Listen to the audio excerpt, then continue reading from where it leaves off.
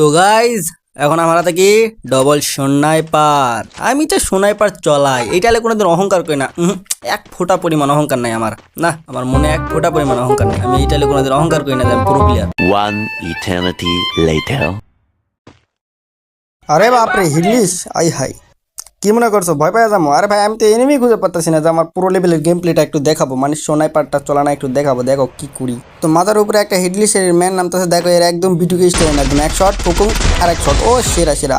না আমি যে পুরো প্লেয়ার এটা আমি কোনোদিন অহংকার করি না, না আমি ওয়ার্ল্ডের সেরা স্নাইপার প্লেয়ার রে, এটা কোনোদিন অহংকার নেই, না আমি পুরো প্লেয়ার। তো তোমরা শুধু দেখো এদেরকে কি ম্যাটটাই না দেই, স্কোয়াড তো খাইয়ে দেবো, কারণ আমি আসি এমনি 16 ভার্সেস স্কোয়াডে, তো সমস্যা নাই। দেখো কি ম্যাটটাই না দিই এদের, ধরো ধরো আগে মেডিটা করলে, মেডি করলে আমি এদের ফুল স্কোর টিম ওয়াইপ করতে পারবো। হ্যাঁ